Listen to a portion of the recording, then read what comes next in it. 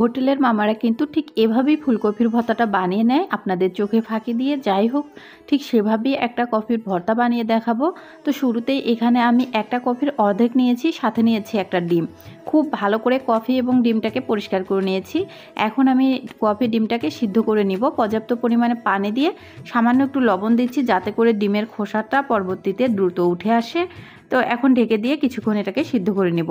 এদিকে দুটো টমেটো খুব ভালো করে পরিষ্কার করে তারপর স্লাইস করে কেটে নিচ্ছি। দুটো টমেটোই ঠিক এভাবে আমি কেটে নিব। কেটে নেওয়া হয়ে গেছে। এখন সামান্য পরিমাণে হলুদের গুঁড়ো আর লবণ দিয়ে খুব ভালো করে টমেটো আর লবণের সাথে মিশিয়ে নিব। যাই হোক, টমেটো হলুদ লবণ মেশানো শেষ, সাইডে রেখে দিয়েছি। এখন দেখি কফিটা কিন্তু সিদ্ধ হয়ে গেছে। তো দুটোকে নেমে নিচ্ছি। চুলায় একটা প্যান বসিয়ে দিয়েছি, সরিষার তেল দিয়ে দিলাম বেশ খানিকটা। তারপর এখানে আমি শুকনো মরিচ ভেজে নিচ্ছি ভর্তার জন্য। খুব ভালো করে শুকনো মরিচটাকে ভেজে নেব। যাই হোক, এখন আমি দুটো কাঁচা মরিচও সাথে দিয়ে দিচ্ছি। একটা বড় সাইজের রসুনের কোয়াও খোসা ছেড়ে দিয়ে দিয়েছি। খুব ভালো করে সব কিছু ভেজে নিচ্ছি।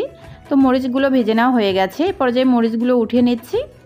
রসুনের কোয়াগুলো একটু লালচে করে ভেজে নিব, তাতে করে সুন্দর একটা ফ্লেভার হবে। যাই হোক, এগুলোও ভেজে নেওয়া হয়ে গেছে, উঠিয়ে নিচ্ছি। এখন বাকি রয়েছে পেঁয়াজটাকেও একটুখানি ভেজে নেব। পেঁয়াজটা ভেজে নিলে হয় কি, ভর্তাটা আপনি দীর্ঘক্ষণ রেখে খেতে পারবেন। তবে কাঁচা পেঁয়াজ দিয়েও কিন্তু ইচ্ছে করলে করতে পারবেন। কাঁচা পেঁয়াজ দিলে কিন্তু ভর্তাটা বেশিক্ষণ থাকে না। যাই হোক, আবারও একটুখানি তেল দিয়ে এবার টমেটোগুলো ভেজে নিব। টমেটোগুলোকে একটু পোড়া পোড়া টাইপের করে ভেজে নিব। আমি খুব ভালো করে এই পাশ ওপাশ করে দিয়েছি। শুরুতেই একটুখানি ভেজে নেওয়ার পরেই কিন্তু টমেটোগুলো সফট হয়ে আসবে। আর সাথে আমি কফিটাও দিয়ে দিচ্ছি, হালকা একটু ভেজে নিচ্ছি।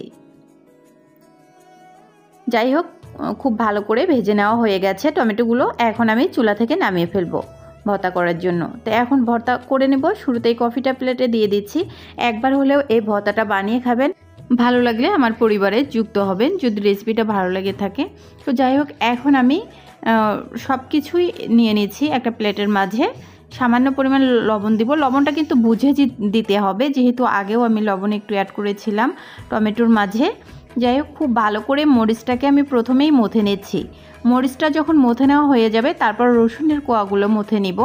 হোটেলের মামারা ভর্তা এভাবে বানানোর কারণ আছে। ওনারা কিন্তু ভর্তা বানানোর পর দেখবেন অনেকক্ষণ রেখে দেয়, আবার সারাদিন বিক্রি করে হয়তোবা। এজন্য ওনারা সব সময় দেখবেন পেঁয়াজ মরিচটাকে এভাবে ভেজে নিয়েই বানানোর চেষ্টা করে। তাতে করে ভর্তার ফ্লেভারটাও ঠিক থাকে আর গন্ধও হয় না। তারপরেও যাদের কাঁচা পেঁয়াজ দিয়ে খাওয়ার ইচ্ছা, কাঁচা পেঁয়াজ দিয়ে বানিয়ে নেবেন।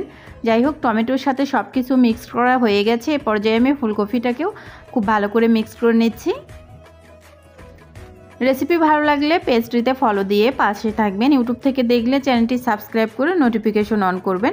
ভিডিও দেখার পর যদি আপনাদের কাছে মনে হয় একটুও ভালো লেগেছে, প্লিজ ভিডিওতে একটা হলেও লাইক কমেন্ট করবেন। আর পারলে ভিডিওটা শেয়ার করে দিবেন, অপরকে দেখার জন্য সুযোগ করে দেবেন।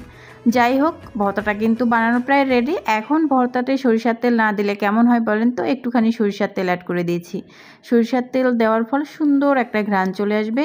আর এখানে আমি দিয়ে দিচ্ছি লাস্ট পর্যায়ে ধনিয়া পাতা। এখন পর্যাপ্ত পরিমাণে ধনিয়া পাতা পাওয়া যায়। যাই হোক, এখন কিন্তু ভর্তাটা আমার রেডি।